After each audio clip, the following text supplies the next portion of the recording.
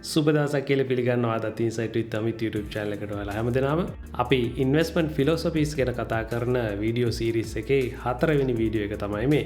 අද අපි කතා කරන්න යන investment philosophy එක තමන්ගේ ධනය ස්ථාවරව ක්‍රමානුකූලව වර්ධනය කරගන්න කැමති ආයෝජකයෝ විසින් අනුගමනය කරන investment philosophy එකක්. ලෝකයේ ධනවත්ම ආයෝජකයෝ පවා තමන්ගේ මූලික ආයෝජන දර්ශනයත් එක්ක ගලපගෙන මේ ආයෝජන උපක්‍රම අනුගමනය කරලා තියෙනවා. ඒ වගේම මේක අහන ඔයාටත් ඉක්මනින්ම නෙවෙයි නමුත් අනිවාර්යෙන්ම ධනවතෙක් බවට පත් වෙන්න පුළුවන් ඉන්වෙස්ට්මන්ට් ෆිලොසොෆි එකක් තමයි අද අපි කතා කරන්න යන්නේ. ඒ තමයි ඩිවිඩන්ඩ් ඉන්වෙස්ටිං.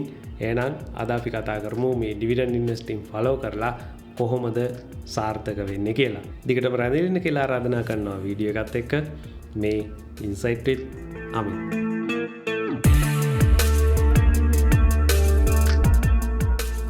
නිදාගෙන ඉන්නකොට සල්ලි හැදෙන ක්‍රමයක් ඔයා හොයාගෙන නැත්නම් ඔයාට මරණකම්ම වැඩ කරන්න සිද්ධ වෙනවා.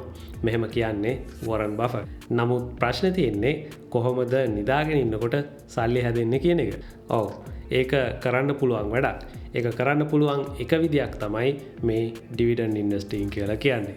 ඉතින් අපි ඇමරිකානු කොටස් වෙළඳපොලේ ඉතිහාසය ගත්තොත් ඒකේ S&P 500 දශකයට අදාළ සමාගම් විසින් ලබා දීලා තියෙන සම්පූර්ණ රිටර්න් එකෙන් 30ක් 40ක් අතර ප්‍රමාණයක්ම ලබා දීලා තියෙන්නේ ඒ සමාගම් වල ඩිවිඩන්ඩ්ස් වලින්. ඉතින් ලංකාවේ කොටස් වෙළඳපොලෙත් මේ තත්ත්වයේ ලොකු වෙනසක් වෙන්නේ නැහැ. ඒ කියන්නේ අපිට සැලකිය යුතු රිටර්න් එකක් මේ ඩිවිඩන්ඩ් වලින් විතරක් ලබා ගන්න පුළුවන් කියන එක. ඉතින් මේ සමාගමක් ඩිවිඩන්ඩ් ගෙවීම පිළිබඳව වොරන් බෆට්ගේ අදහස මම මුලින්ම කතා කරලා ඉන්නම්. මං හිතන්නේ ඒකෙන් ඔයාලට ඉතාම සරල සහ පුළුල් අදහසක් ලබා ගන්න පුළුවන් වෙයි මේ ඩිවිඩන්ඩ් ගෙවීම කියන එක කොයිතරම් වැදගත් සහ අපි කොයි විදියටද මේ ඩිවිඩන්ඩ් ගැන හිතන්න ඕනි කියන කාරණේ.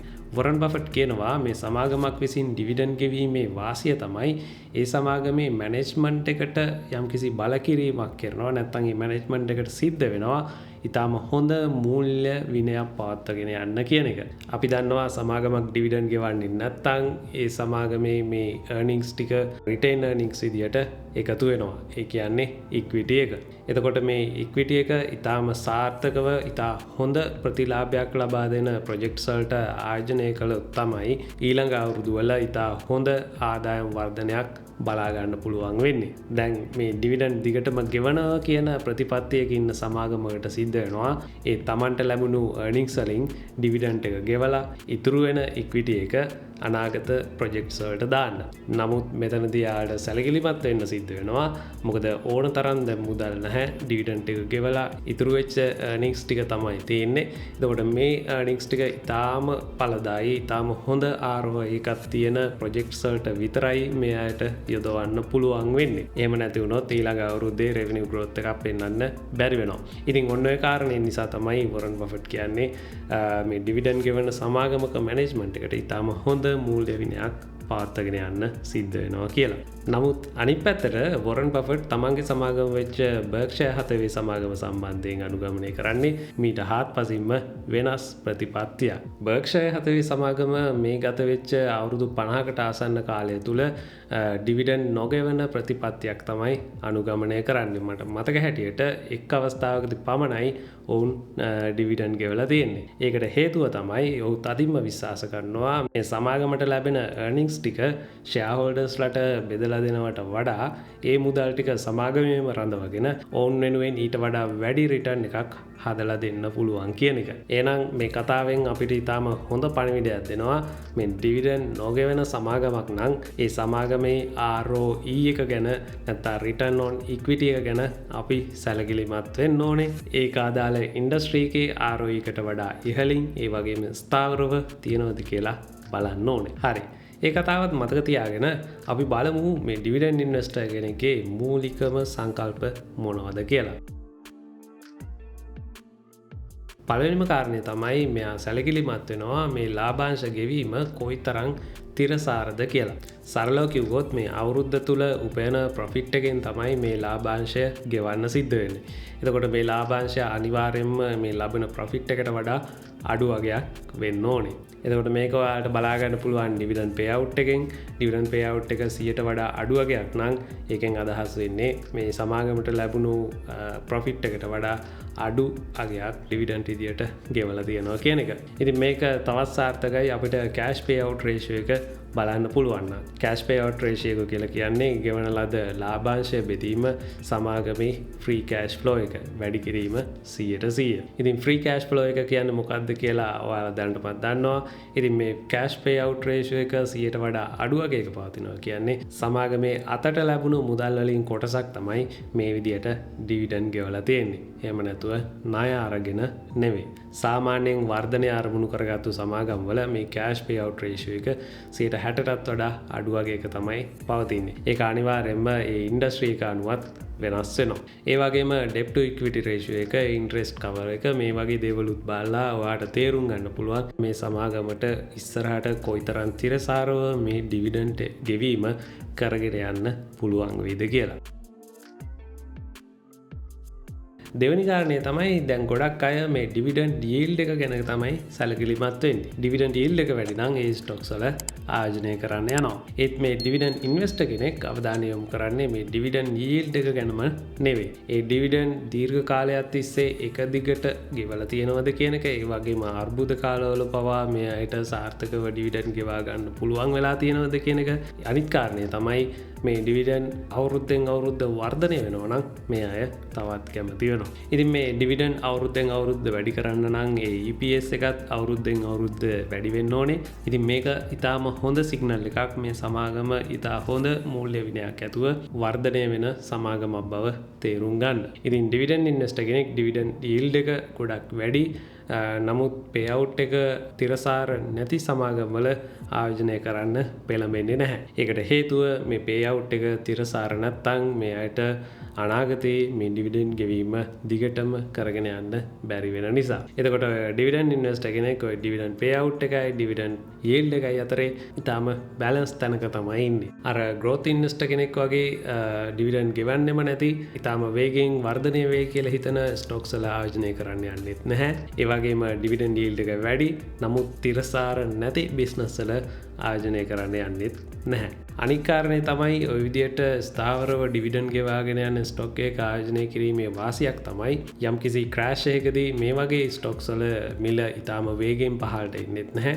ඉතින් ඒක ඔයාගේ කැපිටල් එකටත් යම්කිසි ආරක්ෂාවක් ලබා දෙන ස්ටොක් එකක් විදියට හඳුන්වන්න පුළුවන්. ඊළඟට ඩිවිඩන්ඩ් ඉන්වෙස්ටර්ස් ලගේ අපිට ප්‍රධාන උපක්‍රම දෙකක් අඳුර ගන්න පුළුවන්. පළවෙනි එක තමයි මේ කම්පවුන්ඩින් කියන එක. එහෙම නැත්නම් Tamanට ලැබෙන ඩිවිඩන්ඩ් එක රීඉන්වෙස්ට් කිරීම. ඒ කියන්නේ Tamanට ලැබෙන ඩිවිඩන්ඩ් එකෙන් නැවත ස්ටොක්ස් මිලදී ගන්නවා. මේ මිලදී ගන්න ස්ටොක්ස් ඒ සමාගමේම ස්ටොක්ස් වෙන්නත් පුළුවන්. එහෙම නැත්නම් ඊට වඩා රිටර්න් එකක් දෙන වෙනත් සමාගමක ස්ටොක් එකක් වෙන්නත් පුළුවන්. ඉතින් මේ කම්පවුන්ඩින් කියන එක ඉතාම පවර්ෆුල් සංකල්පයක්. මේ ස්ටොක් මාකට් එක සම්බන්ධයෙන් ගත්තම ඔයා ඩිවිඩන්ඩ් ග්‍රෝත් එකක් තියෙන සමාගමක ඩිවිඩන්ඩ් එක නැවත නැවත ස්ටොක් එකේම ආයෝජනය කරොත් ඔයාගේ මුදල ක්‍රම 3කට වර්ධනය වෙනවා. පළවෙනි ක්‍රමය තමයි ඔයාට ලැබුණු ඩිවිඩන්ඩ් එක නැවත රීඉන්වෙස්ට් කිරීම නිසා මුල් මුදලේ වර්ධනය වීමක් සිද්ධ වෙනවා. ඊට අමතරව ගිය අවුරුද්දට වඩා මේ අවුරුද්දේ ඩිවිඩන්ඩ් එකේ වර්ධනයක් සිද්ධ වෙන නිසා මේකත් ඔයාගේ සමස්ත වර්ධනයට දායක වෙනවා. ඒ වගේම තමයි මේ විදියට ඩිවිඩන්ඩ් ග්‍රෝත් එකක් තියෙන ස්ටොක් එකක් ඉතාම කොලිටි ස්ටොක් එකක් විදියට ඉන්වෙස්ටර්ස්ලා හඳුනගන්න නිසා මේවායේ මිල නිතරම වර්ධනය වීමක් සිද්ධ වෙනවා. ඒකෙනුත් ඔයාගේ ආයෝජනයේ වටිනාකම වර්ධනය කරනවා. ඉතින් ට්‍රෙෂර් බිල් එකක් හරි වෙනත් ස්ථාවර පොලියක් ගෙවන ආයෝජනයකදී ඔයාට මේ ක්‍රම තුනෙන්ම කම්පවුන්ඩ් කරගන්න ලැබෙන්නේ නැහැ. එතනදී ගොඩක් වෙලාවට ඔයාට ලැබෙන පොලිය නැවත රීඉන්වෙස්ට් කිරීමෙන් ලැබෙන වර්ධනය පමණයි සිද්ධ වෙන්නේ. දෙවැනි උපක්‍රමය තමයි විවිධාංගීකරණය. එහෙම නැත්නම් ඩයිවර්සිෆයි කිරීම. දැන් මේ ඩිවිඩන්ඩ් කියලා කියන්නේ පැසිව් ඉන්කම් එකක්. එහෙම නැත්නම් අපි අර කලින් කතා කරා වගේ නිදාගෙන හිටියත් සල්ලි ලැබෙන ක්‍රමයක්.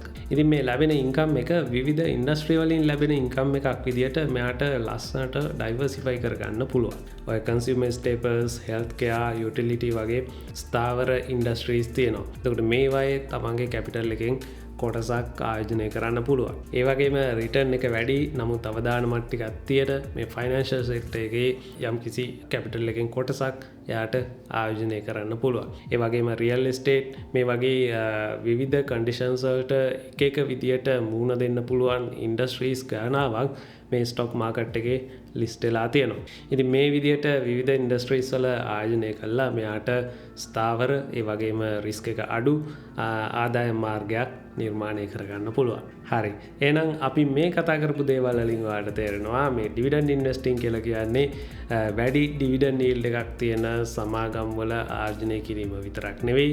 ඉතා හොඳ මූල්‍ය ස්ථාවරත්වයක් තියෙන හෙල්දි ඩිවිඩන්ඩ් පේඅවුට් එකක් දිගටම කරගෙන යන්න පුළුවන්.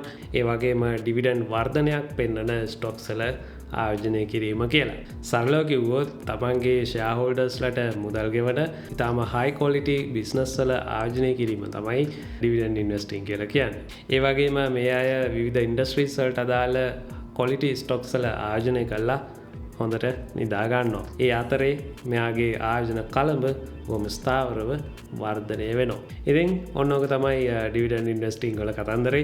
ඉතින් බොහොම ස්තුතියි මේ වීඩියෝ එකත් එක්ක දිගටම රැඳිලා හිටියට. මම හිතනවා ඔයාලට ඊටාම වටිනා දෙයක් මේ වීඩියෝ එකෙන් ලබා ගන්න පුළුවන් වෙන්නේ නැති කියලා. වීඩියෝ එක හොඳයි නම් වෙනද වගේම ලයික් එකක් දාන්න. අනිවාර්යයෙන්ම ඔයාලගේ අදහසුත් පහලින් කමෙන්ට් කරගෙන යන්න. මේ වගේ වීඩියෝ ඉස්සරහට නරඹන්න සබස්ක්‍රයිබ් කරලා තියාගන්න අපේ channel එක. ඊළඟම තියෙන bell button එක click කරන්න. එහෙනම් අද ගෙයින් එන්නම් මේ insight with Amit.